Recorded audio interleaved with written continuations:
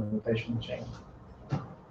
The foundation not only promoted its alternative form of treatment through branches, members, advertisements, and workshops, it also set up underground clinical trials in Khayelitsha that were supposed to provide clinical evidence that this kind of micronutrient supplementation could work more safely and effectively than ARVs. And these trials, as much on the opposite end of the kind of denialist debates as tax interventions were, they were also remarkably analogous in many ways to kind of MSF art, MSF and tech interventions in their form, their rhetoric, and their intent. In another section, another part of this section here, we also cover some of the Social Justice Coalition activity. SJC has continued this tradition of experimentation in Khayelitsha, and it's arguably one of the most interesting recent NGOs in terms of its for humanitarian experimentation. And these experiments take the form of self-enumeration or self-census, use of aerial photographs, like TAC for forging strong ties with academics and researchers, setting up registers of community experiences, archiving, disseminating personal testimonies of residents. So there's I won't go into much of the detail, but there are a lot of resonances between I think the strategies and tactics of SJC with TAC and MSF. I'm not going to also, the next section considers why Khayelitsha, and the kind of puzzle of that section is what makes Khayelitsha special. And if you look at other township communities in Cape Town and other ones in South Africa, there's nothing particularly unique about it. There's not a crisis there that's worse than in other places. It's not something that's kind of on its surface seems obvious. One can look at the Western Cape and try to explain why there's been a lot of international involvement as a whole, right? So you can think about both the infrastructure and the kind of close presence of 3 universities, well-functioning health system. All those things make it more attractive for outsiders to come here. And also the politics of the provincial, leadership versus the ANC. So the kind of DA-ANC opens up a political opportunity. That doesn't explain why Khayelitsha, right, and not somewhere else. And the one kind of additional argument that we try to make in this section is that you could look at something you might call a network effect or path dependency, or in a more anthropological kind of framing, the persistent sociality of humanitarian engagement, in spite of its professed preference for personal morality over sociality. But so humanitarians come in to save lives. They don't come in to build relationships or to set up shop. They're there to kind of keep bodies alive, right? But in the process, especially for groups like MSF that end up staying and really integrating and connecting with local organizations and communities, you have a thick kind of social set of relationships that emerges. And that tends to create a center of gravity, I think, around Khayelitsha. And so the final section is concluding reflections on humanitarian politics and citizenship. Khayelitsha has become an important site for an experimental activist politics that simultaneously deploys rights talk and litigation, collective mobilization, and tactical appropriation of state technologies such as statistics to render politically legible forms of slow structural violence. And we're interested here not only in these new forms of experimentality, but also in their social and political consequences. In many of the organizations and communities in which we've worked, for example, we have seen a faith in the novel form, in the experimental and in the exceptional, and a resistance to the normalizing of interventions. Put it in the language of public health, people often fight scaling up and mainstreaming, and instead value being part of the experiment and the exception as preferred spaces. Patients treated at the MSF-supported government sites identify themselves as MSF patients and don't want to be reintegrated into the regular clinic system, even though they go to the regular clinic. ARV nurses in public clinics want to hold on to their special role and status as ARV nurses and as dispensers of the miraculous life-saving treatment. And communities and CBOs want new interventions to come to their neighborhoods and they often actively compete with other organizations for funding or attention. Another peculiarity of the form of experimental politics we're discussing here is that it involves a diverse array of political relationships, strategies, and stakeholders. In humanitarian experiments in Kailicha, the state is much more centrally involved, as are local and national NGOs, more generally, than is the case in conventional forms of humanitarian rescue. So you have the state being very much a kind of key actor in the midst of a humanitarian response. This impacts not only on the operation of humanitarian engagement, but also has consequences for the forms of political subjectivity that emerge in this context. These more sustained forms of humanitarian experiment in Kailicha have thus led to important shifts in how and to whom individual actors make political commitments, how they frame their aspirations and anxieties, where they look to for support, for certainty and support, and how they imagine power, construct legitimacy, and deploy allegiance in the process of making their lives. One fairly pessimistic view of these shifts from some observers of Kailicha's special status is that all this innovation and experiment is merely the pretty, distracting packaging of an increasingly branded, privatized, NGOized, projectified, technocratic citizenship. The whole kind of our array of conceptual theoretical terms used to describe what is bad about this kind of process. From this perspective, the space opened up by TAC and SJC in Kailicha is not unique nor open to multiple paths of political possibility. Instead, it is seen to be simply the expression of the worst of both the humanitarian impulse and the technocratic fantasy. We would question, however, such a quick dismissal of the emancipatory possibilities of this politics. James Ferguson has also recently questioned the usefulness of this style of radical denunciation, which is most evident in left critiques of neoliberalism, but also evident in critical writings on humanitarianism. In his recent exhortations to move beyond the sterile and ritualized politics of denunciation, what he describes in the paper as always being anti but not ever being pro. Ferguson interprets Foucault as being interested in the idea of empirical experimentation as a substitute for moralistic denunciations of capitalism, the state, rights, discipline, and so on. We should note here that the sense of experimentation, like our own, is an expanded one. So we're not talking about narrow scientific experiments in a way that kind of conventional science might recognize, but it's a much more expanded framing. Ferguson argues that for Foucault, a key ingredient for the creation of a left art of government, and here he means being pro, how do you be left and for something, rather than only anti something. And the key ingredient is intellectual and political creativity and dexterity. Denunciation alone is seen as a dead end. And we suggest in conclusion that Foucault and Ferguson's advocacy of experimentation in left politics is in some respects already visible in some of the modes of humanitarian experiment that we've encountered in Kailicha.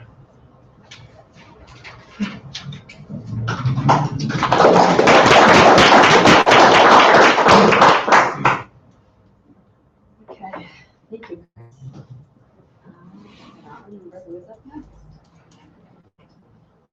So I think Andrew's up next, unless you guys want to go to the door. Do we need to do a shift of this guy? Yeah. Okay.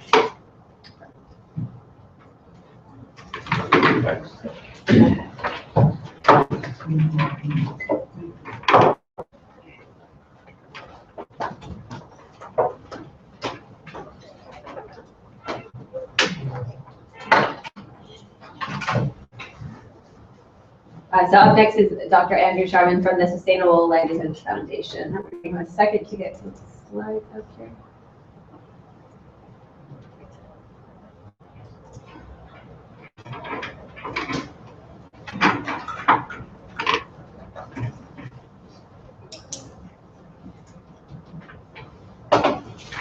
Thanks, Rita. Appreciate the visual solution.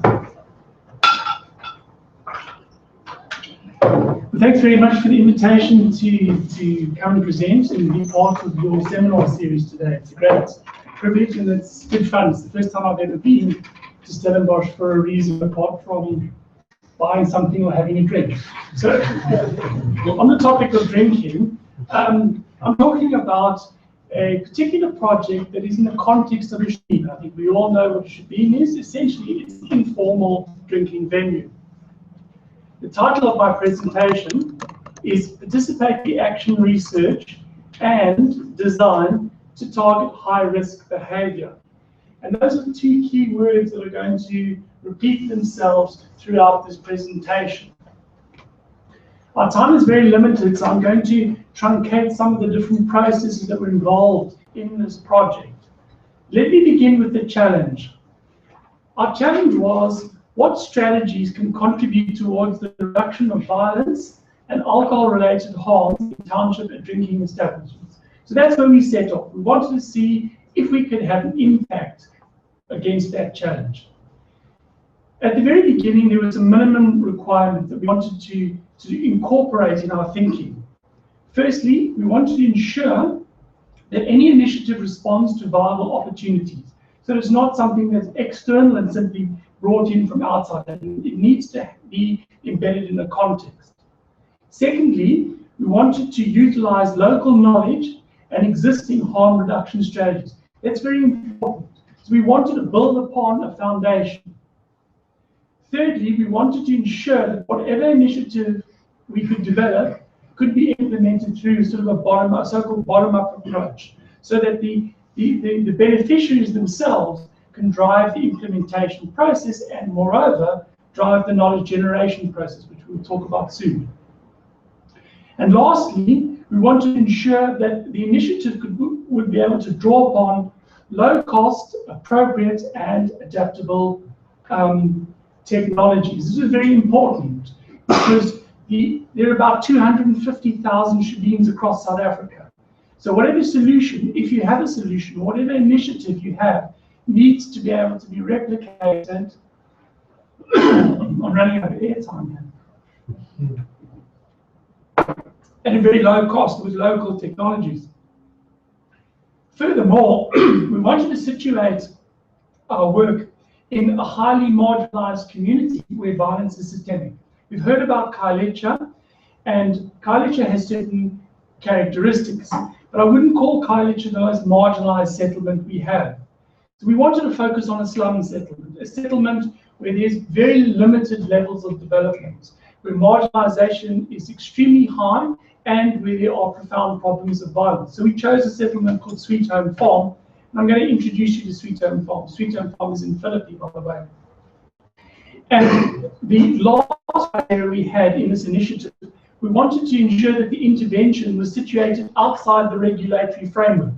Now, as you know, that shebeens are unregulated, so therefore they fall essentially beyond the reach of the state in terms of its regulatory function. Of course, they fall within the remit of the state in terms of the policing and the enforcement of law, but they fall essentially outside of regulation. Now, you might wonder, well, why did we get to shebeens, and what is our understanding of shebeens? The key point I want to make is that we approached the topic through a very formal process of research and exploration. Our interest began really with the study of informal micro-enterprises. And we've been working in a number of townships across South Africa, essentially studying small business. So the first thing we found was that there's a tremendously high frequency of shebeen venues. I'm going to show you a map in the next slide, which gives you an indication of the extent of that frequency. But then we also learned through studying these venues that they're not monolithic at all, that there's a great diversity of venues. And we found that there are both multiple spaces and places within which socializing around alcohol takes place. We also discovered, and this is very obvious for most of us, that there's an integral linkage between the mode of socialization and the mode of enterprise. So if you go to a restaurant, there's a clear link between the nature of the restaurant as an enterprise and the mode of socialization. You sit down at tables and you conduct yourself in a certain form of behavior. If you go to a student bar, you're probably standing, I can't remember, it's been a while now, but you're standing, there's loud music. So the mode of socialization, the nature of business is very, very different. And we saw those same dynamics replicated across the Shebeen landscape. We also saw that the state has had a profound impact. And essentially, as a consequence of the illegality of Shebeens, they're underground businesses, they're trying to avoid state detection. So this has a key bearing on the nature of the enterprise and its projection. We noticed that the state has a particular big impact in terms of the policemen who arrive every Friday and Saturday for either cash or for alcohol. And we also realized that the laws made to govern that particular enterprise are essentially made for another world. They're made for businesses that are formalized and exist in a formal economy. So the law is not made for a context of deep informality. Out of interest, we began to see that in our research and work, that there were both individual and business responses to the broader context of violence. And I use violence in a very broad term. The first thing we discovered, and it actually took us a while to discover this, that we saw a proliferation of homemade urinals.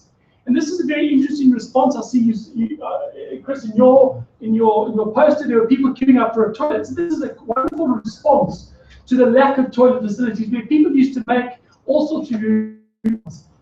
We also began to see that inside the Shebeen venues, there was a response to violence through the articulation of the architecture and the positioning of objects within a building. I'm going to show you that just now. And lastly, and most importantly, we began to identify the role of agency, human agency, in managing, mitigating, controlling violence in different contexts within particularly the drinking space. So firstly, let me give you a quick graphic. This is a Sweet Home Farm. It has a population of about 3,500 households. It has about a population density of about 33,000 people per square kilometer. So to give you a context, the population density of Bombay is about 14,000 per square kilometer.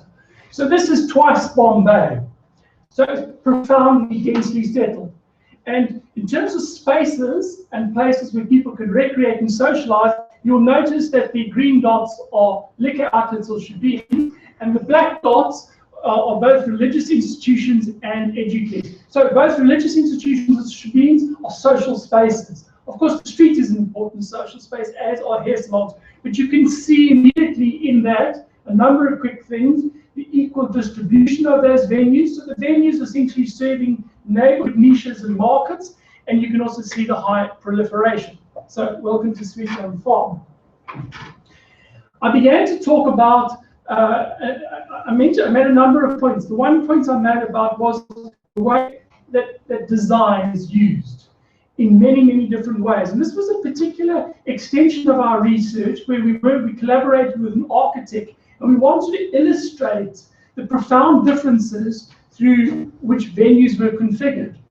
And so, for example, you can see that different venues have different objects. So the first thing we did is we recorded every single object that we found, and every object that has a critical role in shaping space, like this table, this chair, the projector, etc. So what you see there, some of them are shaded so you can't see them, but those were all the objects that we had found. We then want to highlight how different objects are used, how the actual architectural space is shaped, so the configuration of walls, the position of windows, for example, whether there's tables and the form and function of tables.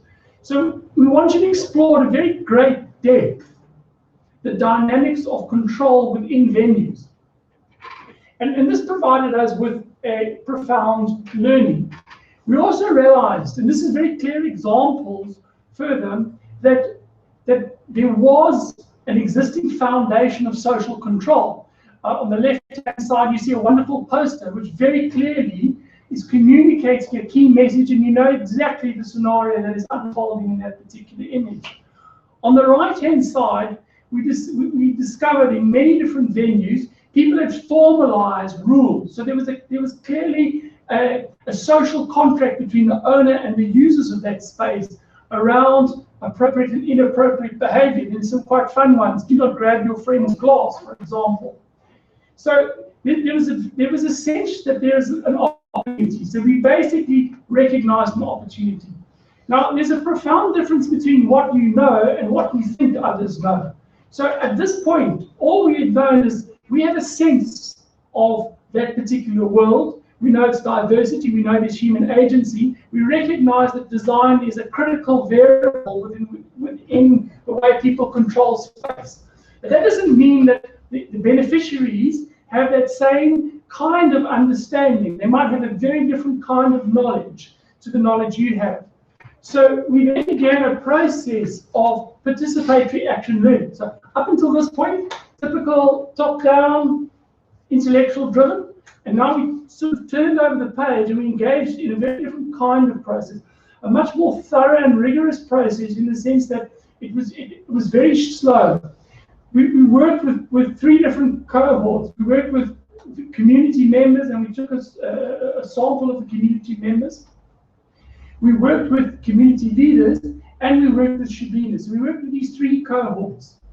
And through a series of participating processes, we wanted to try and understand their conceptualization of the space in terms of violence and the risks of violence, as well as their understanding of this issue of human agency. So the first thing we did was work with the community members in a number of workshops where we had high-resolution aerial photograph maps, and we mapped out spaces that they thought were safe and spaces that they were unsafe. In this photograph, you can just see in the right-hand corner, this is an example of that particular process. Try and get a sense, firstly, of the dynamics of insecurity in Sweet Home Farm. Secondly, we wanted to understand community perceptions from both the leaders and the community of Shabin, because we wanted to get a sense of prioritization of action. It's all very well to say, like, do something, but the question is, what are the key priorities? And this was very interesting because it highlighted key concerns around public urination, public noise, and nuisance. And then the third process was really to zoom in and work with the Shabinas to understand these micro-control strategies. How are they conceptualized by the people who are involved in their design, and how are they utilized? And what are the strengths and what are the weaknesses? So we went through a very long journey with these individuals in a number of workshops in their venues. And one of the first things we wanted to do, there was a small group of 16, is we wanted to be able to capture their story. So we produced a poster, it looks like this. And the person took part in producing this poster. Ultimately, we print this poster out as an A0 size, so they would have this as a memory of this research process. Essentially, what we were trying to do here is we were trying to examine their venue and then work collectively to get them to highlight what were the mechanisms of safety control that they utilized within their venue, and then what were possibly some of the missing opportunities. So, for example, for each poster in the bottom corner, there is a series of icons. So once again, we responded by using design. So every safety control mechanism that we had identified, some of those objects that you see, we turned into icons, and we sat with the Shabinas in a workshop environment with glue and paper and pens and pencils, using photographs, looking at the safety controls they use in their position of the safety control, and also getting them to recognize there were possibly safety control mechanisms that they were not using. And these varied.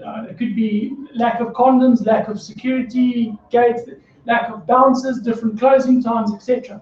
So we wanted to capture their memory of that process in a poster so that they would be able to have a sense of what was achieved.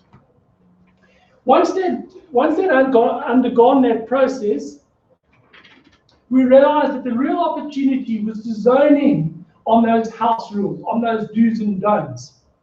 And then through a further engagement with those particular 16 Shabinas, we wanted to focus on identifying appropriate rules that could help communicate messages. Now, obviously, we started to say, well, what are all the possible rules that you could envisage, not necessarily for yourself, but within this social space? So we came up with a broad list of rules. We then said to the individuals, well, which rules are you willing to back for? Which are the rules that you would adhere to and to advocate within your space? The third step was to say, okay, well, if we've identified the rules, how can we communicate these rules in a language that can be accessible to a wide audience? So this is then, once again, we mobilize design. Just over here, you can see, for example, people in the workshop, many suggestions were made in terms of rules, such as don't be rude, no women under 30, no fighting and hitting. And you see the red dots on those stickers. And this is where people were electing to select rules that they were willing to stand for and advocate within their venue. So then, this is where our role became very critical in terms of design concept.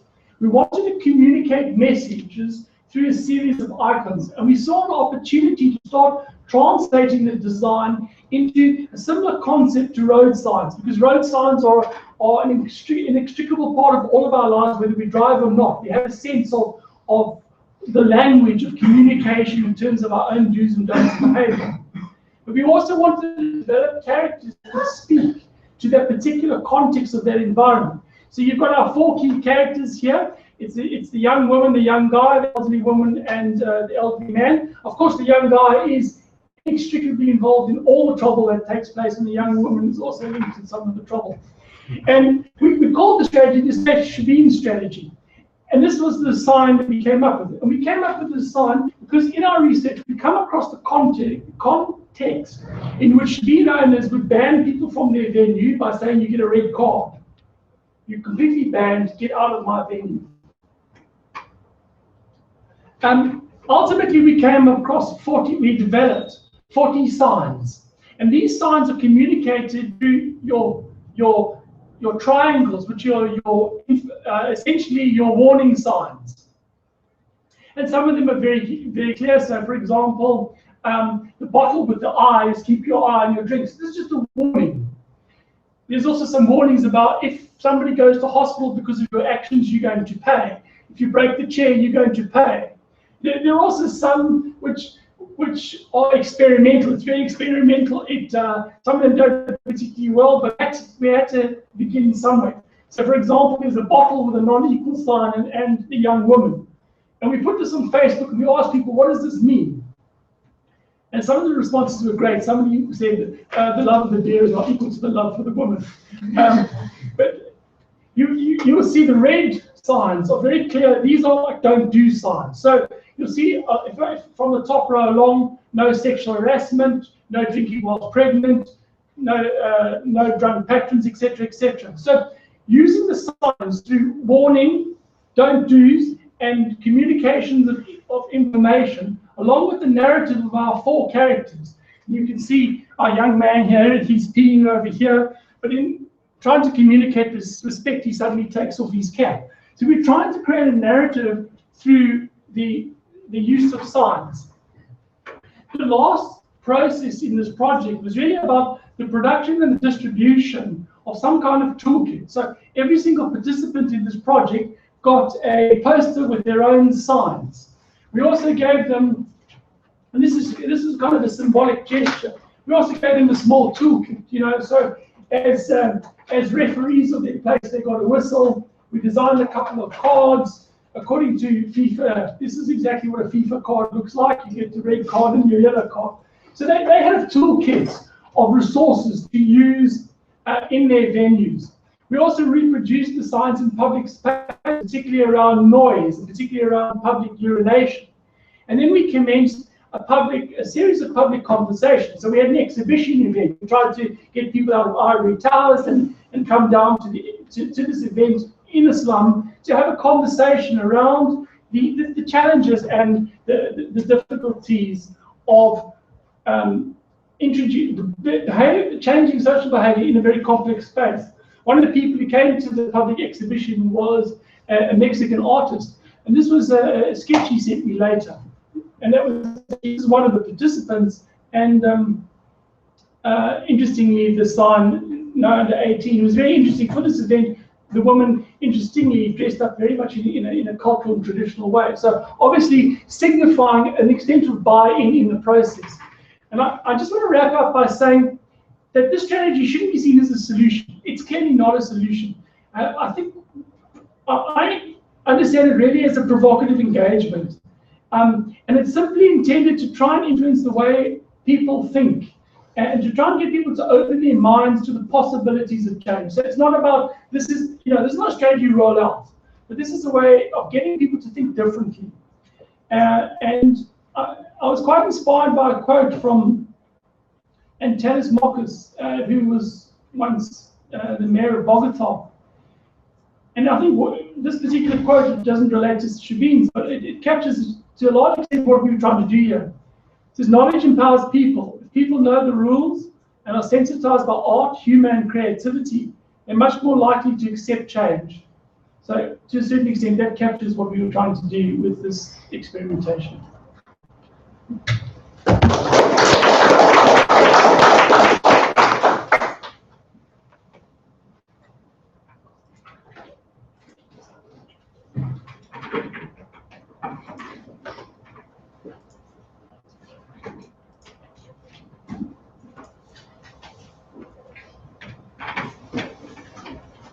Okay, sorry.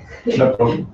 So next we have Dr. Leif Peterson, also from Sustainable Livelihoods Foundation, talking about a different project on urbanization, which you'll explain. Thank you. Hi everyone. Thanks for having us today. I'm here to talk about a slightly different project, but it's also under the banner of the Sustainable Livelihoods Foundation, which is called urbanization, which if you are from the USA, you don't say herbs, you say herbs, so you start talking about urbanization. But we're not in the US, thank God, because it's urbanization, and that's what I want to emphasize today. And I've described myself here as the urbanist. But we are the Sustainable Livelihoods Foundation. I think our interest is about this concept of the emerging city. And Cape Town is an amazing example of an emerging city, which has a really interesting dynamic around nature.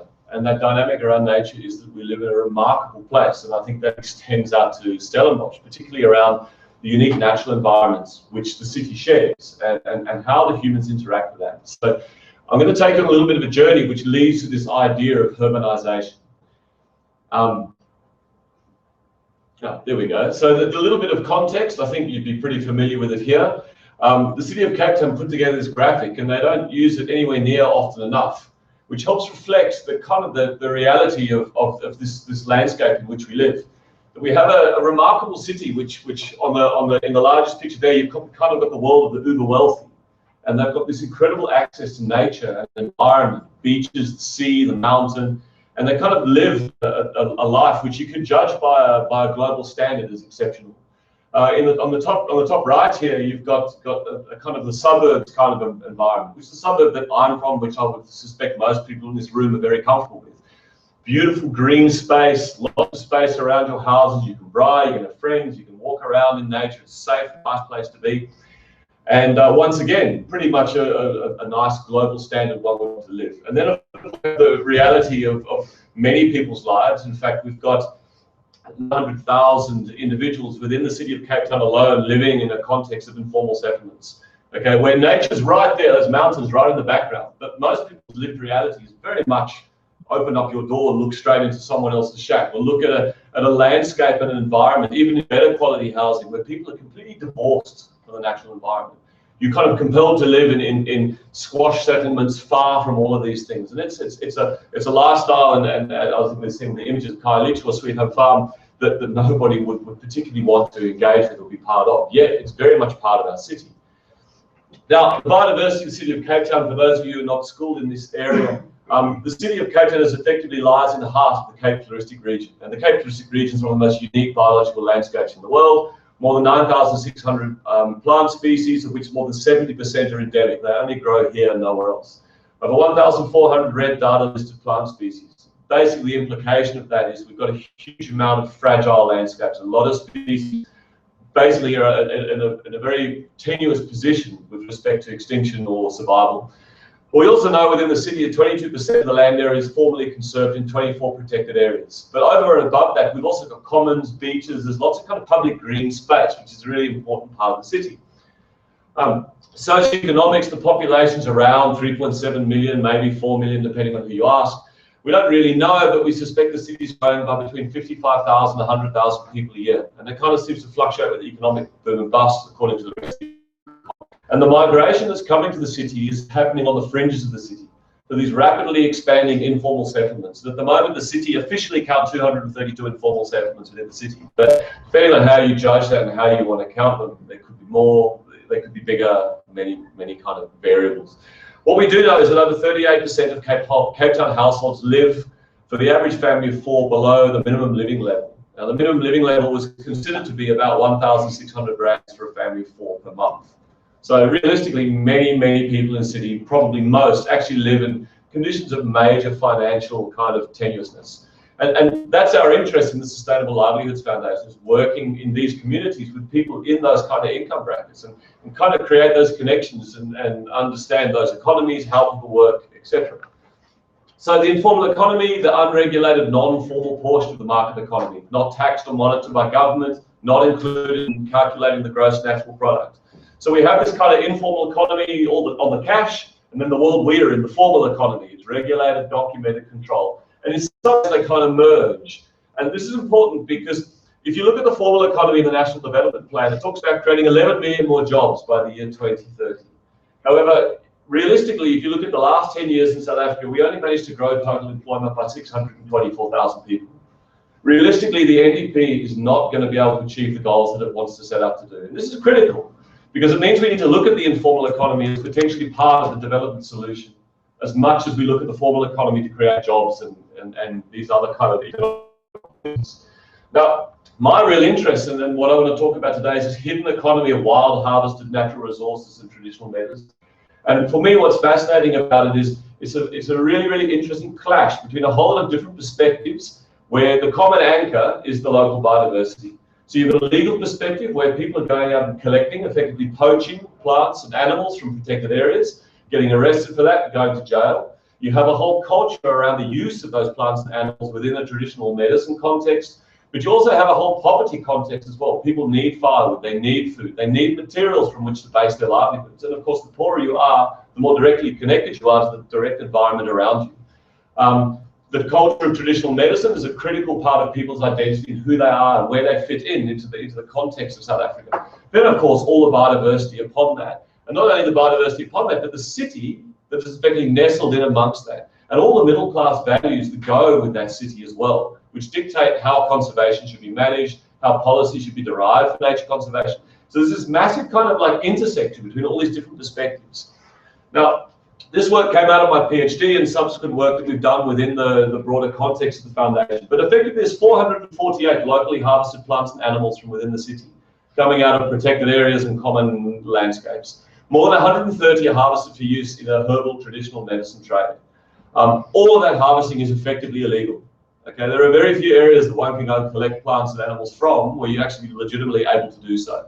We also know there's 5,500 resident traditional healers, Amatrika, Bossy doctors, Songomas, kind of herbalists of all kinds of different natures. There are more than 5,500 of them resident within the city of Cape Town, and that's more than twice the number of Western trained doctors in the entire of the Western Cape.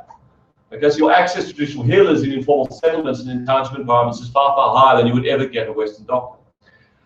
We know that 56 species make up the top 20 medicines that are traded.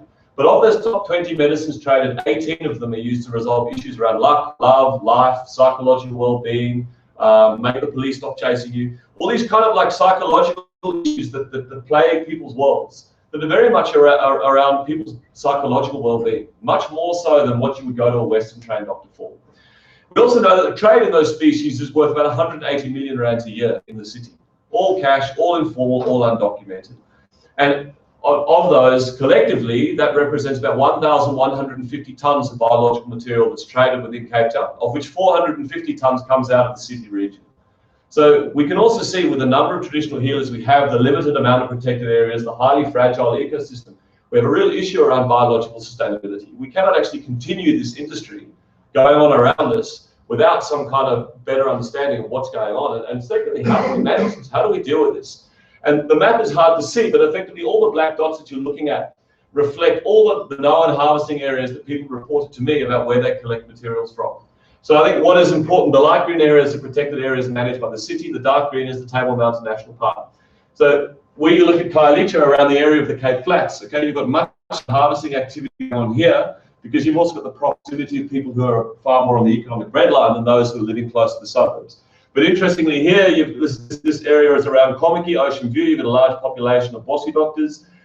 You've got this area here is Newlands, Mowbray. This is where all the taxis come. People get off the minibus taxis, go into the protected area, harvest materials, get back in the taxis and go home. Similarly, Hout Bay, you've got Imazama Yetu and Hamburg. You've also got major areas of kind of wild resource harvesting going on there as well. This is just one township that we work in, similar to the map that Andrew put up, except this is now Cornwall Vryheid, which is New Muizenberg. So those of you who know Cape Town, this is Muizenberg Beach, just along here, Marina de Gama and Muizenberg, the kind of suburb. This is the kind of township associated with it, and the rubbish tip, the Cape Town coastal landfill is here. So all these dots, regardless of what color they are, these are all businesses within that one settlement that effectively directly rely on natural resources collected out of the city for their livelihoods. And on top of that, there was that one red dot in the top corner is the communal garden that represents about 15 individual rasters, and you've got another 35 trainee Songbombers roaming around within the Capricorn area at any given time. So effectively, just in one community alone, we've got this number of individuals directly reliant on natural resources. And everyone says to me, oh, no, well, it's not possible. These people, I've never seen these people roaming around the mountain. Well, what I did, this is a camera trap that was put up on Vergelegen Estate, which is the wine farm, ostensibly to catch things like leopards. And I like that picture because it demonstrates to you that we still do have leopards within this part of the world, and they still do roam around. But the camera traps also did capture these guys kind of roaming around as well. And these are your medicine collectors who are collecting the muti and the plants that they need to be able to make their livelihoods and support their culture. Now, of course, this leads to a lot of conflict. And to the point where this is Tygerberg Nature Reserve, which is a tiny little reserve, about 250 hectares. You fly over it when you come into the Cape Town International Airport. Now, the city recognized there was a problem with people coming collecting plants out of the reserve. They didn't have any money for security or anything like that. So they kind of wrestled together a bit of a budget, and they employed 2 security officials between the hours of 8 o'clock and 5 o'clock, Monday to Friday. They go out there arresting people who they consider to be poaching within the reserve. And within 8 months, between April and December in 2010, they confiscated 9,936 bulbs of one species of plums, just in office hours. Now, I mean, I don't know about you, but if I was a poacher with brain in my head, I'd be going at night, possibly on the weekend. So realistically, what we're collecting here, I think, is very much barely even scratching the surface of what's actually being taken out of the protected area and the key challenges that we face within the city. Now, the problem is that there are all these different ways of knowing nature. So you have protected area managers and you have conservation. It's a very white, middle-class kind of idea around how landscapes should be managed and protected. And this idea about excluding people, we don't want people collecting stuff, we have to look after these areas because biodiversity is critically important. And if you look at all the science, these are very, very logical arguments. But conversely, we also have other kind of challenges in South Africa. We've got economic challenges and cultural challenges as well as the conservation challenge. And I think we need to look at this wild harvesting activity as it goes beyond criminality. And it's not just about the harvesting activities of the poor. I think the challenge we have in South Africa, these huge barriers in South African groups. You've got racial barriers, economic barriers, geographic, educational. And a lot of people, in fact, many people within the city of Cape Town would actually question these middle-class kind of minority-driven values about nature conservation. They're saying, well, you've already got your life and you've done well in your life. We've been excluded off these lands and we've been kind of shunted into these kind of township settlements. Who are you to say that we can't go there and practice our culture and make it out of the plants that we need to support the economy that we require? And I mean, there's some really interesting arguments that are made, which are highly valid. So at the top of Okaapseweg, which is kind of on the way to the Cape Peninsula, I was there with my kids. And I bumped into a rasta who was picking a bunch of flowers. And I said to him, we're in the national park. And I said to him, isn't this an issue that, you picking these flowers and you're going to go and sell them? Aren't you worried about the impact that's going to have on the national park? And he says, yeah, no, it is a problem. But then equally, look what that guy down there did. And look at that great big vineyard, which is the whole of that fynbos has been plowed up and has been obliterated. Now, under the guise of having the right to own property, you can do whatever you like to that piece of land, and you're completely untouchable. Legally, there's no sanction for what you can do. But for him, who's literally picking a bunch of flowers, he can go to jail. He can get up 2 years in prison for doing that same behavior. So there's really interesting ironies that are pointed out to people, okay, by individuals like these Rastas who have very valid points about trying to practice this culture and trying to make it live. This is where we decided to come up with this idea called urbanization. So this is a meeting we had about 2 weeks ago with all the major bossy doctors who exist and roam around within different parts of the city of Cape Town. And we brought together also nature conservation officials, traditionally the people who arrest the bossy doctors for doing the harvesting of those plants. And we tried to have a workshop to kind of bring them together and discuss where they share commonality and where do they have major differences. So we worked in Seawinds, and Seawinds it's nowhere near as poor as areas of Khayelitsha or Sweet Home Farm. But it's a very working class community, right next to Lavender Hills, got some of the highest levels of gangsterism and kind of one-on-one crime in the city. And it's very much a working class area, but it's formal housing, developed in the 80s, 60% unemployment. And we worked with a Khoisan Rasta leader, a chap by the name of Neville van Schalkwyk. And in 2012, we decided that we would put together an indigenous medicinal street garden where we would take Neville's knowledge of what plants are culturally important and economically important, and we would take the knowledge of managers about which species are indigenous, which belong in the Cape, and we planted an open access street garden. So we didn't tell the city of Cape Town, we just plowed up the pavement along the side of the road in Seawinds, and we planted this kind of mixed garden, which comprised of all of these economically, cultural, and locally indigenous plants. Well, the idea is that could we let these things grow in the street, and could people just without a fence, so anyone could come and pick it. You could drive a taxi over it, you could pull the plants out the ground, you could walk the dog on it. What would happen? So the idea is what would happen. So Neville, of course, said to me, he says, this program is doomed. It will never work because everyone will steal the plants and something will go wrong. So anyway, we tried it anyway. And as the years went by, we kind of started to understand, what are the trajectories of this garden? And there was kind of two possible trajectories if you try and look at what is the outcome of this program. Firstly, in time, that open access harvesting would happen from these sites. So that people would then come and start picking these plants and using them in medicines and herbs and tinctures and whatever else. This is a good thing because it would support local economic development, it would support local cultural businesses, it would potentially reduce the pressure on our wild lands because people would hopefully not be going to harvest from those protected areas. And there's a potential kind of compatibility, a bridge between formal conservation and informal economy. Of course, the other trajectory is nobody harvests it because people say, no, all this stuff grows here in the street and dirty and the dog pooing on it. We'd rather actually go and collect stuff in the wild.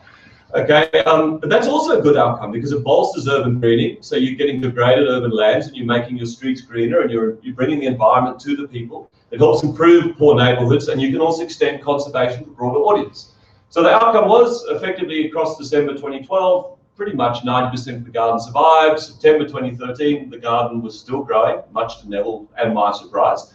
And we've subsequently been able to expand the garden and grow it into a kind of a much broader thing. Now, this is only a very small aspect of the garden. I think we're up to about 2,000 plants now. And so the outcome over the last 3-4 years is through our own investment and support from donors. We've now got 1,500, there's now about 2,000 plants. We've got about 80% general survival with another 3,000 plants going in the ground across the course of this year. All have been propagated in the local community, have been selectively picked, so there is some kind of local usage, but we're seeing around 90% of what is being picked has been left intact. And we've been able to bring together these two audiences, and the goal of this strategy is we want to come up with some kind of best practice landscape rehabilitation. So in this municipality in Stellenbosch, if you want to do a really awesome poverty relief program, the municipality could get together with a whole group of bossy doctors and conservationists, choose the species that are economically, culturally, and environmentally valuable. Plow up all the road reserves, all the wasted ground that's not used for anything, and plant the species there with an expectation that someone will come along one day and pick them and be able to sell them and be able to practice those cultural and economic kind of requirements. And I think that the program demonstrates on the right terms, we have a scalable and maybe replicable opportunity for real partnerships, genuine partnerships between different ways of knowing nature. But I think what is important, you have to have local champions. You can't just do these and roll them out. You've got to work with the right kinds of people. And I think it also shows that there is a real relevance to local biodiversity, to local people. And we mustn't think that the idea of conservation is very much a middle-class enclave. But nature is important for all of us. So the future is this idea around scalable models, habitat restoration in the face of urbanization and climate change, and a city that is growing very rapidly with major economic and social challenges. And I think we need to rethink our strategies around, do we close off our protected areas, or do we make opportunities for people to be responsible to access the resources that are important to them? Thank you.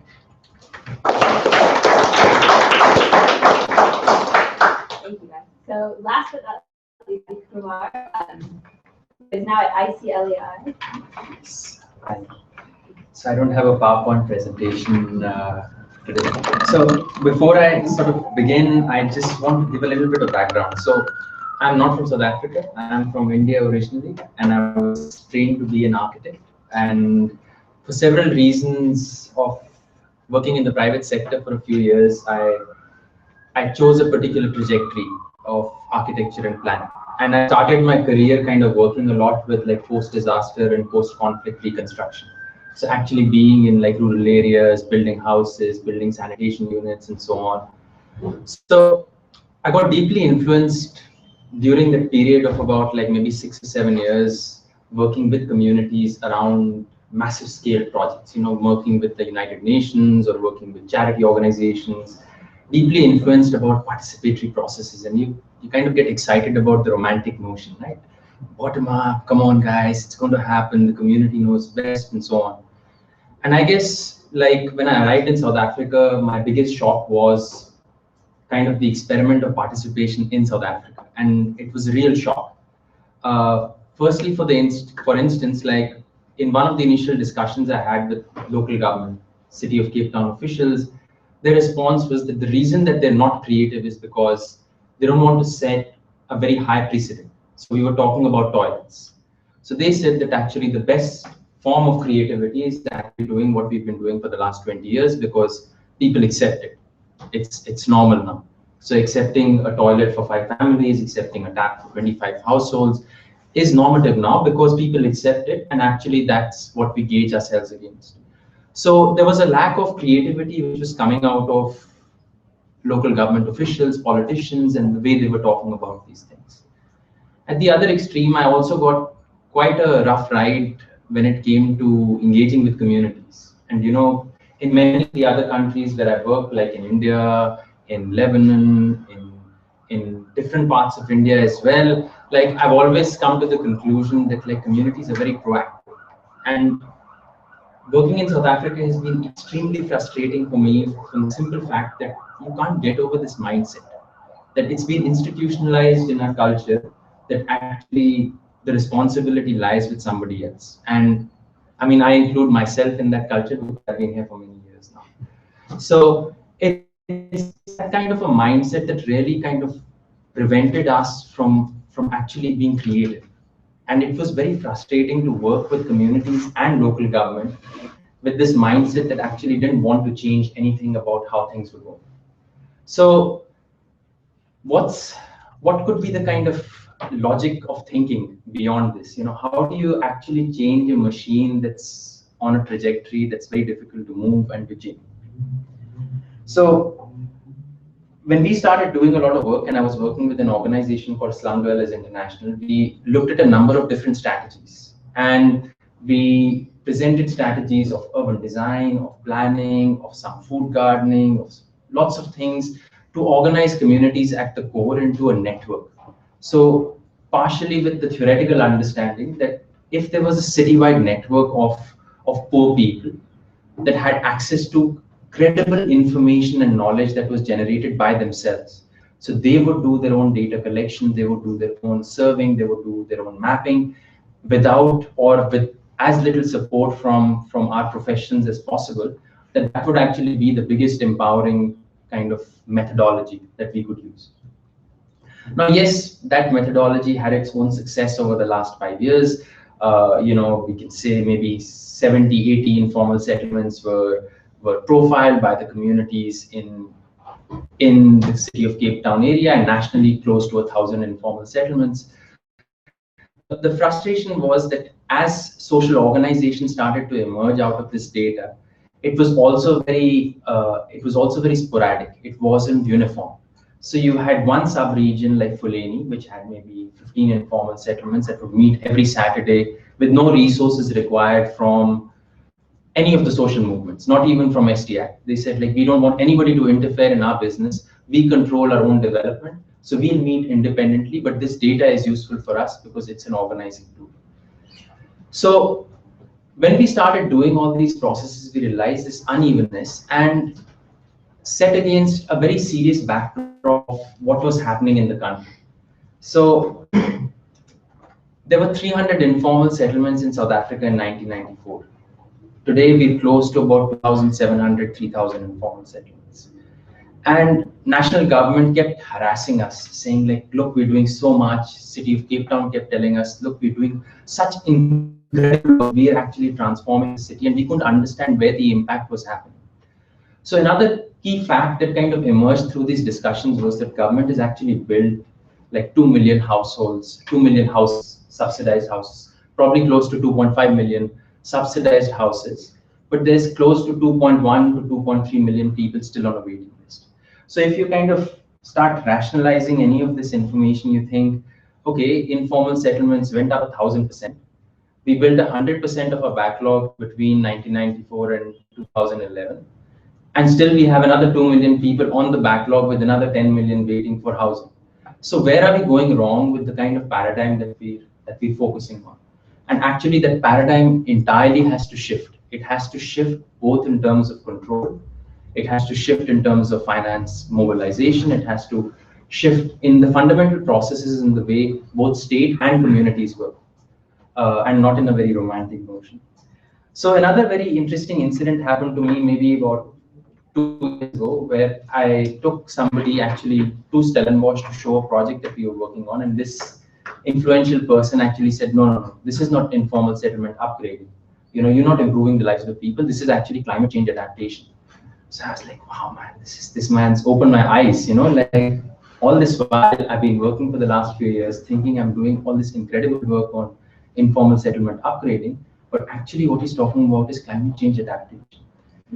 And so I actually started investigating this for my personal purpose, like understanding a little bit better what's the kind of synergy between these two things. So I attended a lot of like academic seminars, like people usually do, because we believe that academics have the knowledge and they understand better than practitioners. So I went to a lot of these seminars and I was faced with very apocalyptic figures, you know, like things like by 2050, the world is going to be gray and it's, you know, doomsday is coming and the poor people are going to be suffering and there's no solution. And it's a very kind of depressing kind of picture. And so there was this statistical kind of strategy to kind of show us that actually practitioners don't understand, that we're not very bright. But somebody asked me, so why did you make the move from an organization working in informal settlements to an organization that focuses on climate change? And that's probably the experiment that I want to share with you guys. There is a clear, absolutely fundamental opportunity and experiment and kind of spirit of creativity that's available to us in the next 20 or 30 years. Because as the climate is changing, and we all know what ESCOM is doing, like the changing climate is working as a very leveling instrument.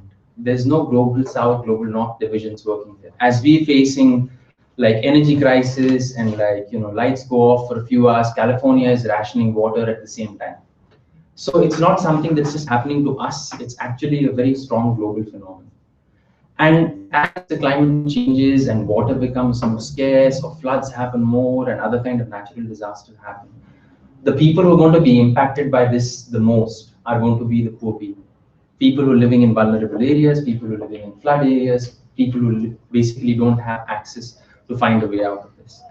So in a way, like my personal transition from working in informal settlements to working a lot on like climate change adaptation and mitigation strategies and those kind of things has really been that there is a significant shift that the profession of planning and the profession of informal settlement upgrading and housing can make if they start drawing on some serious linkages and experimenting around a grassroots driven strategy around climate change adaptation. That's the area where climate change is not going to work. settlements. Unfortunately, the way climate change adaptation and the kind of theories and the way the global world is working around it, it's very much in the same paradigm of what planning was doing back in the 70s, which was let's form national strategies, let the national strategies inform local strategies, and they give fancy acronyms for it like NBSAPs, LBSAPs, blah, blah, blah, blah, blah. But actually, if you look at it, for the amount of money that gets pumped into both informal settlements and climate change, the impact is very, very negligible. And I say that in self-reflection, because even with working with STI, what we didn't achieve big scale. You can't say you really scale things up.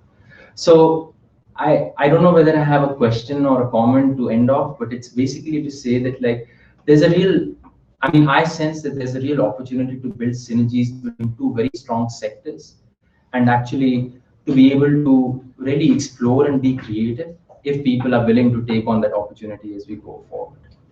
So short and sweet.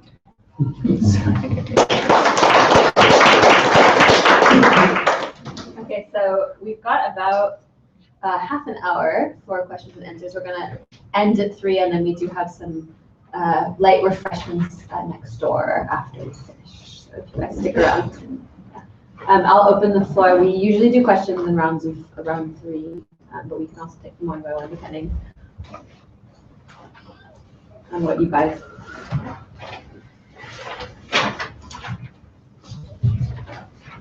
Justin?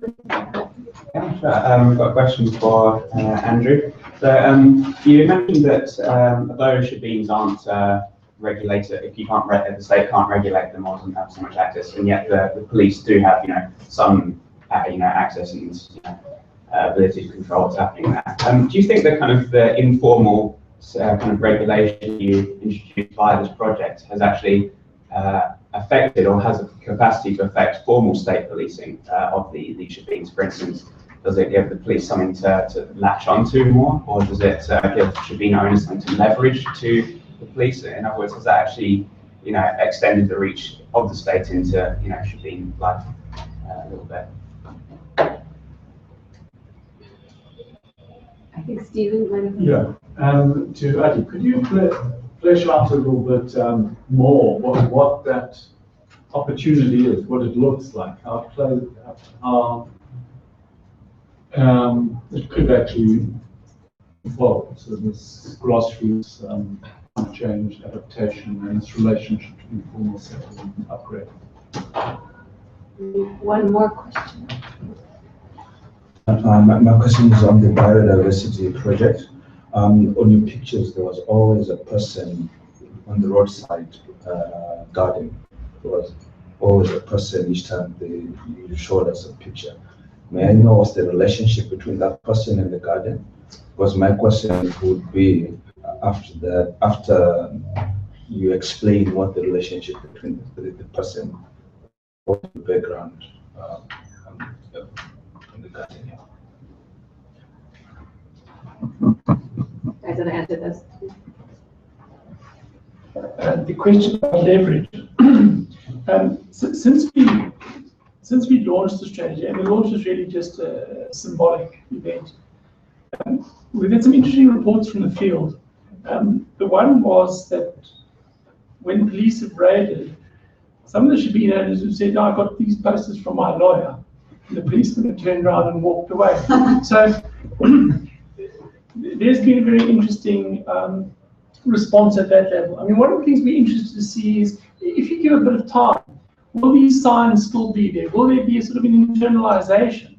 I'm very interested to see whether people will start making their own signs, or if the formal way that we produce the signs is going to preclude that creativity that you saw earlier on. So there's some interesting responses emerging. We've seen not only to the signs, because the signs are only one part of it, but for example, one of the key things we highlighted was the lack of toilets. Because this is the key sphere of risk. And working with the communities, we found that most shebeens don't have toilets, and some of them do have urinals, but it's a big problem for women. So women and men have to share the same space, and it's dark and it's particularly vulnerable. So we found some interesting things happening. Firstly, people have begun to build their own toilets within the Shebeen venue. Some have acquired and shared the toilets. So there's been some interesting responses. It's kind of early days, and we just a little bit of time unfold, but we are documenting these developments. So there is some unintended outcomes, yes. Thanks, Stephen. Question for Abby? Okay, so I don't have a very good answer for that, Stephen, because it's more complicated than just myself. But I think like one of the things, like a good example would be like Malawi. Like in Malawi, like 70 to 75% of the infrastructure, for instance, in Blantyre, like is informal. And most people are using pit latrines, which they're very comfortable using and so on. And kind of what the climate change analysis and all these kind of wordy reports are saying, like, you know, you could experience like 2 months of extreme rain and 10 months of like extreme drought, like for instance. Like these kind of things, because of the nature of the kind of infrastructure that's being rolled out in the cities that are urbanizing quite rapidly and so on, and the nature is largely informal, there could be a very strong role for like civil society and grassroots movement to actually sensitize people and tweaking those models just slightly to accommodate these changes in climate. And I think that's where the kind of real opportunities where I see it is, it's really about bringing that agenda very much in the mainstream of the discussion, because I mean, in 20 years, this discussion is going to be the life of us, essentially. So it's really a question of like how people are mobilizing right now, almost like to actually articulate this problem in a way that it's not a problem that's, you know, of the future. It's actually an opportunity of the present to interact with it. And I think it's really a question of like being able to articulate it in civil society in a proper way. So, wait. Okay, yeah, people. So the Seawinds community is a coloured community built during the apartheid era, and like I said, it's got 60% unemployment. It's got some major social issues right next to its Lavender Hills. So it's a particularly nasty place to be. And what I have really enjoyed about working in that community, particularly with the Bossy Doctors, is the whole movement of young coloured men who are rediscovering their roots, and they identify as Rastas, but they're actually re-identifying with the whole Khoisan harvest of trade and traditional medicine. And so a lot of the herbalism, a lot of the plants they use actually stem back to kind of pre-colonial times. And I think if you look at compare them to like Xhosa-speaking traditional healers who come from the Eastern Cape and move to the city. People bring a culture with them, they go back to the Eastern Cape, they collect stuff from traditional areas. There's a very strong sense of connection, identity that comes around that. And it's been very, very strongly held within people who moved to Cape Town from the Eastern Cape. But for young coloured men, there are very, very few real kind of like, where do you hang your hat? There's a lot of marginalisation going on in the city. There's a lot of crime, education is poor, you're not going to get a job. Gangsterism's the kind of the key opportunity in Lavender Hill, and you're seeing crime everywhere. So the people that you're seeing in the pictures are people who are starting to associate with this kind of this grassroots movements of reconnecting with nature and reconnecting with culture, and their interpretation of nature and their practicing of harvesting of those plants leads to conflict with leads to conflict with the law. When actually we probably should be looking at this movement, people saying, here's the key opportunity. If you want to help create a conservation movement of Indigenous people in South Africa, okay, in Cape Town, this is the key group of people. We've got all the same commonality from me as a middle-class white person looking at nature and looking at biodiversity from a scientific perspective. Whereas these guys look from a cultural and economic perspective. We share the love for the same plants. There's a huge commonality. The only difference is that guy's going to pick it and I'm going to leave it in the ground. So that's the only thing we really differ on.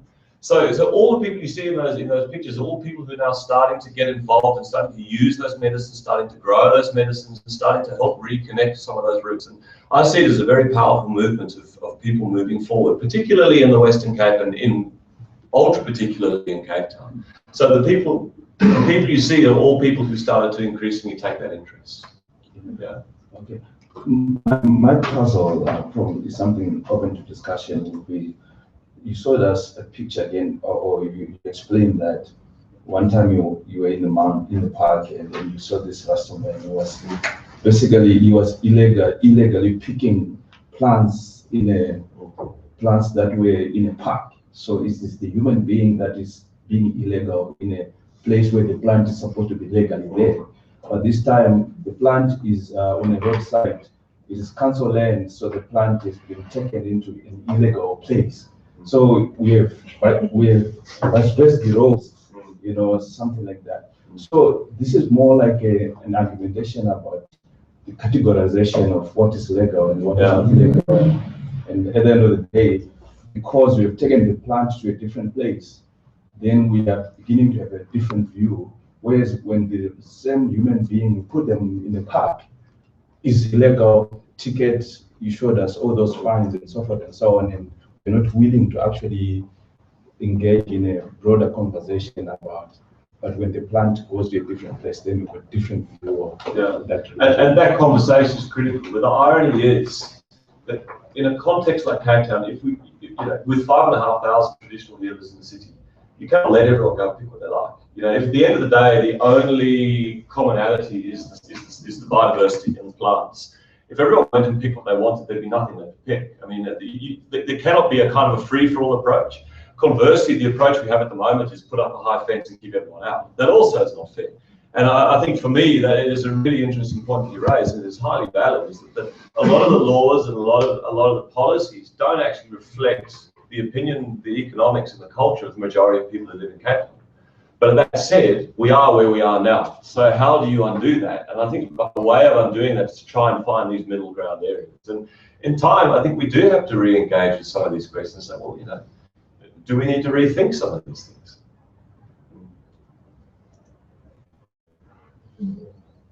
Other questions? Yeah. Hi, I have a question with regards to the signage and the usage of signage. Have you seen the signage expressed in other forms of their livelihoods? Has it spilled onto their household as well? And has it become a language in the community you study? Because if it's a unified way of describing violence and, for instance, how to make sense of it in the Shabelle, has it been seen in other areas outside of the Bean where they communicate with this tool being given to them?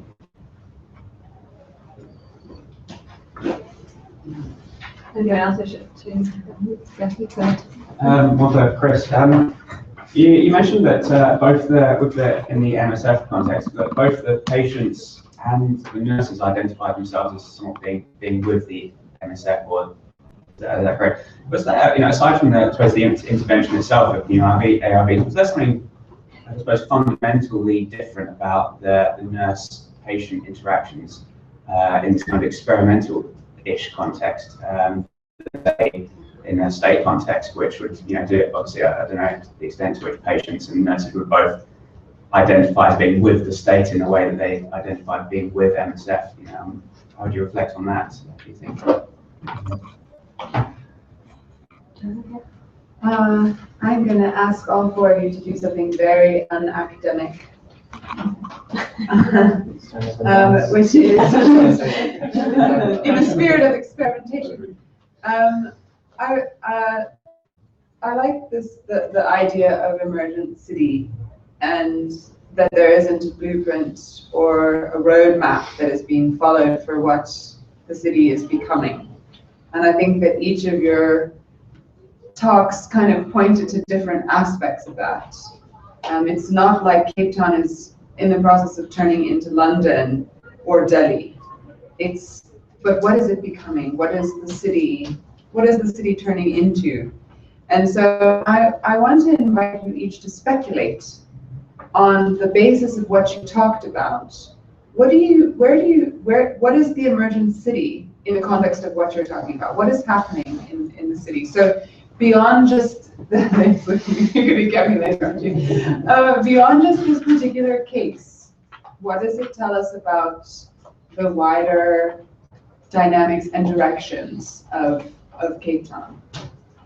I can ask a similar question, I think, taking Chair Fargo, sorry, to latch onto that and say, because I was thinking about the ways in which all of these talks think about, in different ways, the kind of formalization of informal spaces, right? So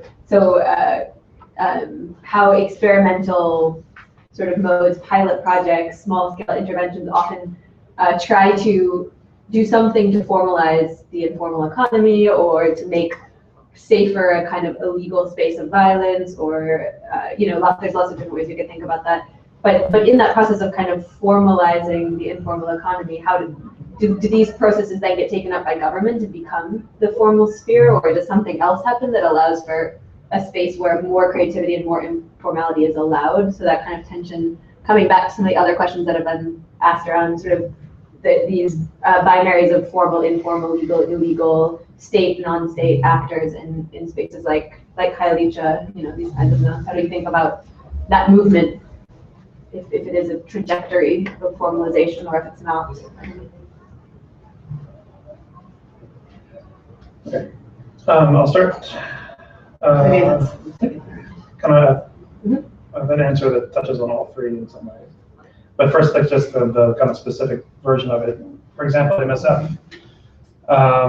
Their offices in Khayelitsha are, and the kind of services that they run are a good example of how they straddle kind of state and non-state spaces, right? So they work in clinics and CHCs there. So it's not an MSF clinic that's kind of run. But there are MSF programs, there are people who become identified as MSF nurses. There's also, in the paper I was talking about ARV nurses just separate from MSF. But when ARVs were a kind of new and dramatic intervention, people identified as an ARV nurse, rather something else. And I think what's often happening with MSF and how people identify with a program or not, either as a staff or as a patient, is very much about trying to negotiate what kind of space they're in, and what kind of claims they can make on that basis.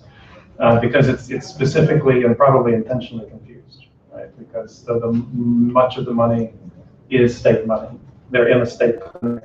They're being treated by state kind of guidelines, But MSF also has this other layer, not only of money and interventions, but also relationships, And the MSF staff are better supported. The public staff who are linked to MSF are better supported, so the relationships are a lot experienced to be a lot more positive around their patients. To me, then that kind of ties to Lindsay's question about, is this on a trajectory from informal to formal, or kind of how does the state become more and more present or clear? And I like the way, for those of you who are going to the reading group afterwards, I like the way that Richard Rottenberg talks about this as always a dialectic, right? So he says there's a kind of therapeutic domination hypothesis. There's this kind of idea that all these NGOs and humanitarians are coming in and they're creating a new form of governance, a new form of sovereignty instead of legitimacy. And it's at the threat of the state is kind of, disappearing. But he says that this is a new form of governance and domination, but it's always in relation to the states. And the state always tries to kind of push back. And I think what often happens is, I haven't thought about what the emergent city is, but the emergency, right? And they both have a similar root, right? If different senses. But what is the emergency? And is the emergency changing? And I think a lot about that, especially as HIV has become routinized and normalized and increasingly part of the landscape. What do groups like MSF do? What do I, as a public health researcher, do? Because now HIV seems routine and less interesting, in a way, and I want to go find something that is more emergent. Or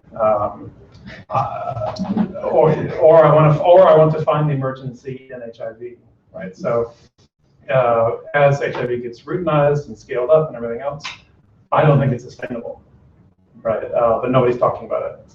So that's the kind of emergency I want to kind of, the kind of one that I want to try to talk about. But there are a lot of, in public health, it's a really interesting time right now because the overt money and politics and attention being paid to HIV, much of that is dissipated. And now everyone is trying to kind of figure out what they should be doing, what they should be moving on to. and they're trying to figure out kind of what is the emergency.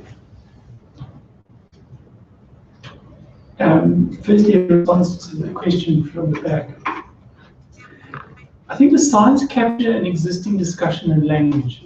So the one point I want to stress, they're not introducing new ideas or new modes of communication. And in the signs, unfortunately, this machine is shut down. But one of them looks like it's a roast chicken. So from a Western perspective, you'd think no roast chickens. And that sign actually means no zagging. So zagging is a particular behavior where people are trying to get drinks bought for them for free, and then on the understanding that a relationship is about to unfold, and then at the point at which a key decision is required, the person says, actually, no, I'm here with my girlfriend or boyfriend. And when we ask people about this kind of zagging concept, we say, well, how do you communicate this in terms of a symbol? And people say, well, they refer to it as a chicken. And the way they explained it is that in order to pluck a chicken, for those of you who had that experience, you can't simply pull feathers out of a chicken. You have to put chicken in the boiling water so that it softens the flesh, and then you can slowly pull the feathers out. So the chicken, the no-roast chicken, is communicating through humor a conversation that's currently going on. As is sort of, don't pee here, we found that throughout informal settlements, there's little notices all over the place saying, don't urinate here. This is not a toilet. So to extent, the signs are not seen to be something that's external. The signs are seen to be something that's very internal, but are intended to empower people to communicate those messages, more in a universal language. I should point out that we haven't actually gone back and done an impact assessment. We have carried on with other forms of experimentation around this, but these are the kinds of things that we are going to look into. And then the emergent city. The emergent city is profoundly paradoxical. And this is what we're finding. And it's paradoxical also at the microcosm. So you could look at the macro and say, as Lathis, there's the formal and informal, but it's also paradoxical at the micro context. So on the one hand, you've got no regulation. On the other hand, you've got profound levels of regulation. So what is key about the emergent city is the role of self-organizing. So people are doing lots of things independently. They're not actually coordinating with others, but self-organizing systems are clearly emerging. If you look at the distribution of the pattern of shebeens, you couldn't place them more accurately across the map. If you look at the way concepts, so through experimentation on an individual level and through responses to kind of pressing needs, we're seeing very interesting similarities emerging, and these similarities could never have happened if people had sat down together, because it's not possible. So, there is this self-organizing dynamic, there's the paradox, it's order with disorder, it's lack of state regulation and regulation. I work with informal traders. We found traders who would say that this is my trading spot, it's my property, it's my right, I will defend it, and if you confront my rights, I will kill you. So, there's a real sense of ordering going on. So that's the emergent city as I see it. With respect to the emergent city, I think if you look at the GDP of the rest of sub-Saharan Africa, 90%, pretty much every country, that GDP is generated through informal economy activity. And that's a reflection of the reality of people's worlds and people's lives. South Africa is the exception to the rule, in that only 10% of our economy is generated through informal economy activity. So either you believe that South Africa is on a path to become more and more like Australia, or you believe that South Africa is on more and more a path to become like Africa. And I think we're part of Africa, and I think that informality is a huge part of our future. And I think that we need to accept that, because you cannot legislate or law enforce your way out of the kind of trajectory that we're on. And I think that's one of the big challenges we face, particularly in the Western Cape and in Cape Town, is that we see regulation and legislation and law enforcement as the tool to make everyone comply and fit in. I think realistically, I'm watching informality unfold around me on a daily basis. I'm seeing more and more of it. I mean, even in the middle class world in which I live, I'm seeing more and more people employing other people informally for cash off the books, no longer paying UIF. I'm seeing it in the domestic workers, seeing the gardeners, seeing the builders, labourers, seeing. That's in my world. You go to the township context where people never even entered the world of formality. To expect them to kind of move into this more formal structure and become engaged on some kind of like Western premise about what, you know, a very narrow group of people in Cape Town think the city should look like, I think is unrealistic. I think that we're changing and evolving, and I think Cape Town, you know, the future for Cape Town is less about more formality and more about less formality, and that would be interesting. You want to attempt to respond to that? Absolutely. No, I mean, it's a bit hard to say what the emerging city would look like, but I mean, the number of protests that we're witnessing right now in South Africa clearly like indicate that like something radical is going to happen in the next decade if things are not dealt with, either from what you were talking about, like seriously looking at regulation and deregulating perhaps some of the items, or self-organization and so on. But also, like, if you look at the areas which have gone through revolutions in the last like 4 or 5 years, the problem is not the level of organization in those movements. It's a question of what do you do after you dismantle the system. So I think it just becomes much easier to fight against something. It becomes much harder to say this is what we want to set up as an alternative. So I mean, it's the same challenge we faced in the informal settlement sector. You've got an organization like ours that wants to work with people, but can only pitter patter in the corners. And then you've got organizations like Social Justice Coalition and so on that are organizing people, but like they're also reluctant to engage on finding the solution beyond. So they're willing to kind of hold government to account, but guys, what happens next? And that's the kind of frustration that they express themselves, you know, as a social movement, saying, when we go to government, we say, government tells them, like, why don't you sit with us and let's work out a plan together? They're like, no, that's your job.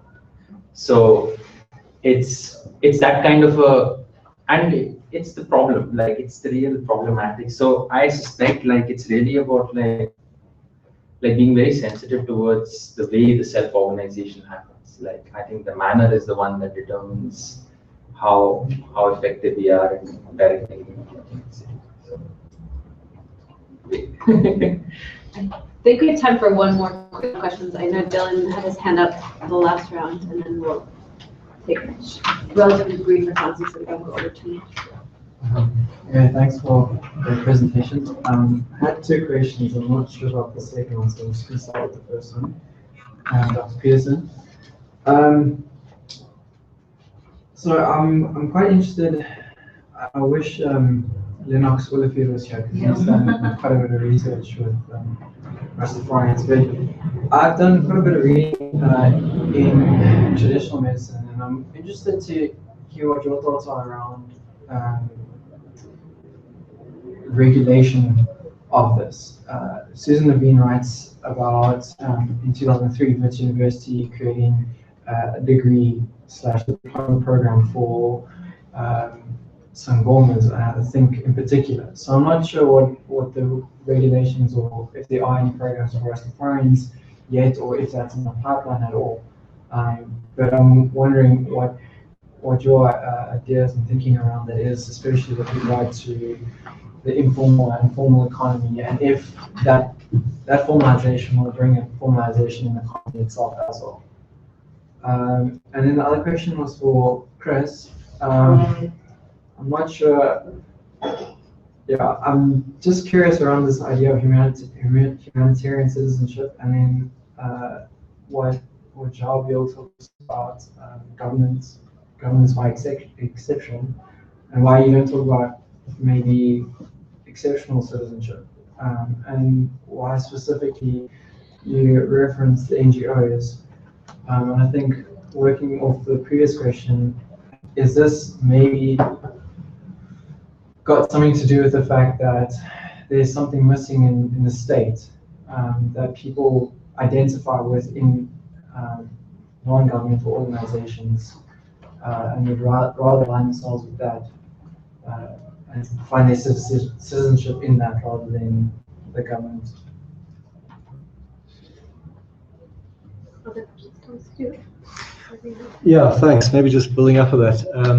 I think that there's something really interesting in the conversation between all four of you, which is I'm wondering if we could ask you to all take a step back, as it were. We've convened a panel around experiments because you're all involved in very interesting ways that are applied in different ways, but you're quite reflexive in different ways. And even just the 4 different talks have reflected in different ways about involvement in action and the kinds of normativities that are involved in each of the different fields that you're talking about.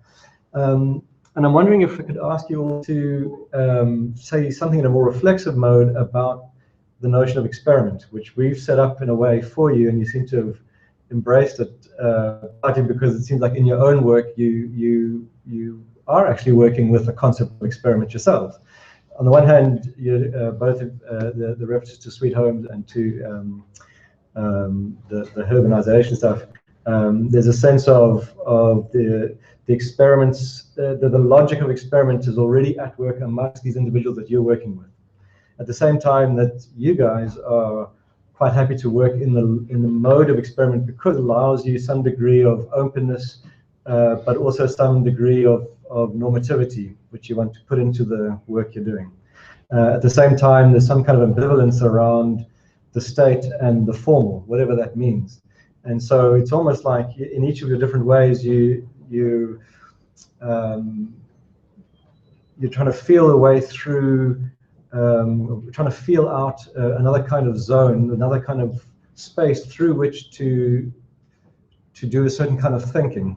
I think, Leif, you even, maybe it was Andrew, you said at the end of your presentation, this is about exploring a way of thinking. I think it was you, Andrew, right? So there's a hesitation around committing to good old-fashioned social engineering, although that's part of what you're all up to, in a sense. And yet not wanting to simply deploy the full kind of trope of the experiment in the controlled sense. This is not a controlled experiment. This is another kind of experiment. So I'm wondering if we could ask each of you to just say something briefly about how we might think about experiment. You've given us wonderfully rich reflections on your empirical context, but now maybe to take a step back and to say something about experiment because you're in a strong position to make that kind of reflection or that kind of claim. How should we be thinking about experiment, politically, intellectually, ethically, in any of those registers? More questions? Sorry, yeah, I have a question. My name is Gabriela. My question is regard to the healthcare workers though at MSF. Has there been any research, or have you seen those that are informal workers, those that are not necessarily nurses that are involved in those spaces? Do they associate themselves with MSF or the state? And the reason why I ask that is because within, for instance, the South area, many times patients would ask someone else to go to the clinic and submit a card in for them or go and sit in for them and then then the patient will come later. So this informal worker, has that come across in your work? This informal person is not necessarily a nurse, but they have medical experience of the time being. Have you seen that come across with MSF as well, or TAC? Okay, I'll answer yours. To be a Rasta is to shoot a zap at the state. Okay, it's a key part of the ideology. It's not quite anarchist, but it's very driven by a sense of like, I will not work for another person. I will not be told what to do. This is my inherent right to do the things that I do. So you've got the whole link with the trade of marijuana, you've got the whole link to kind of harvesting wild plants, you've got the whole link to kind of stuff that uses informality and uses this kind of this identity as an attribute. So it's incredibly difficult for the state to formally recognize so much of what goes on because you can't necessarily say, okay, we're going to make a rule for this special group of people so they can now do these things. And I think that's a huge part of the frustration. And Lennox, I mean, he writes very well on some of these things, and he's got some very, very valid points. And I think at the same time, it's like, it's also part of like the state does have a job to do. There is a need for broader protection for ecosystems and other things as well. I mean, everyone's right in these arguments. And I think that takes it forward to Thomas's point around experimentation. I mean, the key thing around experimentation is that we just can't do enough of it. We need to do so much more of it. And I think the challenge in South Africa, we're so gridlocked into these ideas around state control and boundaries. And even, I mean, taking it back to the conservation argument, one of the few countries in Africa that's best putting fences around all our protected areas. And in the rest of the continent, animals just roaming it out, so do people. I think, you know, we so kind of like set in our way how we think society should run. And the big challenges with governments and legislation and there's whole medicinal practitioners bill, there's all this stuff that's being enacted. Practically, we can't implement it. And so all of these activities are happening on the sidelines. And I think the experimental approach for me, which is really interesting, we've had these huge working for water programs, so the extended public work programs, where all these people out there, you know, cutting down alien trees, burning them and whatever. I mean, the idea of taking that approach and using it to help bolster our biodiversity and create livelihoods, so employing tens of thousands of long-term unemployed people who plant indigenous species of cultural value and economic use, is an amazing experimental opportunity that South Africa could be embracing. And we don't do enough of it. And in the face of the amount of change we're going to see in our urban areas in South Africa in the next 5, 10, 20 years, the more we do, the better. We're just going to have to accept there'll be costs for that, but there will also be opportunities.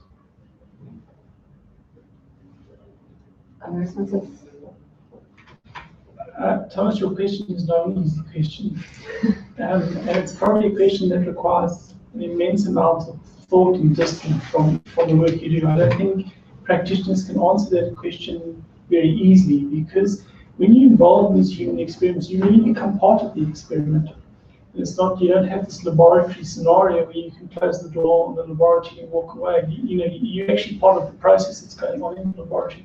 So that's the one thing. The other thing with human experiments is at the outset you decide, you have a sense of the kind of outcomes you want to achieve. The problem is that as soon as the participatory process, for example, commences, or as soon as the developmental process commences, those outcomes change, and so you're not able to control, as in a laboratory situation, the nature of those outcomes. So, on the one hand, you may walk away from an experiment and say, "Well, actually, it hasn't worked." On the other hand, it's profoundly successful in ways that you didn't foresee or have an intention. And I learned many years ago, I was working in rural development in Malawi, and I was talking to an elderly group of farmers, and the question I would posed to them is, what is the most profound agricultural innovation they've experienced in their life? And to a farmer, they all said ridging. The most important experiment change in place in their life is ridging. And if you travel through Malawi from the tip to the toe, every single farmer uses ridging.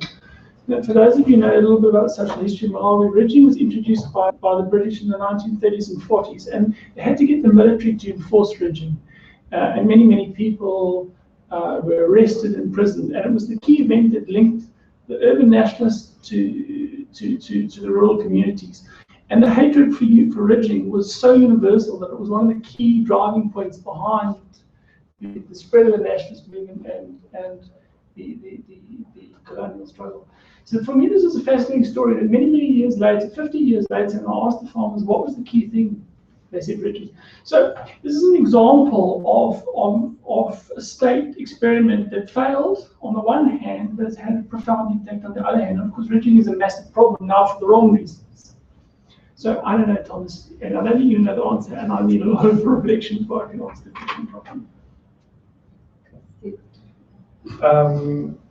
First on the question of informal workers, I'm not sure exactly what category you're thinking of. I mean, the one that comes to my mind are CHWs, community health workers, who the lay counselors who work for MSF or work for the services in MSF setting would be considered not so much informal, but certainly lay counselors. And certainly among CHWs, which is another whole research interest of mine, the who they feel they belong to, who they report to, which people call on them and for what reasons, is a lot more complicated. With MSF and the state, you have kind of two clear known actors, and it's easier for people to formulate specific ways in a way to kind of make their claim. But with CHWs, it's a much more fluid and locally kind of social relationship of care and obligation. I'm going to take the other two questions kind of together in a way, because to me, the way I would answer them is to say that what I'm trying to do is to avoid reifying citizenship or experiment, right? And to be able to think about both of those things as names for what emerges out of some kind of dialectical kind of relationship. So in the case of citizenship, it's about what forms of political subjectivity and claim making and identity making kind of emerge in a particular setting. And I think it depends on the setting, right? And often because people build their careers on certain kind of words that become known, you get locked into that, right? So Vic Kim Nguyen's version of therapeutic citizenship speaks to his experience in West Africa, and it doesn't speak to this experience. It doesn't mean he was wrong, but it just means that it speaks to that one. Charles Beale's, theories speak to his experiences in the kind of ethnographic settings. So I'm not proposing kind of a counter version, but to talk about citizenship as a way to name the answer to the question of subjectivity in general and how it emerges in different places. And in this case, it's the kind of chronic humanitarian dialectic, which is the problem. Where experiment comes into that, when we gave this paper the first time, we were all talking about experiment, but weren't defining it. It turned out that Nguyen had a completely different idea about what we thought it was. But we didn't know what we thought it was. We just kind of had an intuitive sense about it. We had a much more expansive notion of it, a much more metaphorical sense. But also, I don't think that experiment is anything that involves trying out something or testing or change or innovation, right? That if it becomes everything, then it doesn't become kind of useful. What I see it as that kind of form of practice and knowledge making that emerges when you have a productive tension between the known and the unknown, between formal and informal. I think scientific experiments, STS and science, kind of the anthropology of science, shows over and over that actual scientific experiments in a lab under highly controlled situations are often much less controlled than we imagine, right? So even in what we imagine to be the kind of prototypical controlled environment, there's a lot more emergence and novelty and accident produces knowledge. I also think it's different than development and social engineering and careful kind of confirmation and observational research. And there are forms of knowledge production that are much more on the formal side in a way, on the careful side. An experiment to me entails some kind of risk, some kind of improvisation, some kind of real uncertainty that isn't present in all kinds of knowledge production. So I don't know how to then draw a line around it, but I think it's for me it's something that emerges again out of that crisis, the kind of acute mechanic, a similar kind of dialectic consideration in the setting.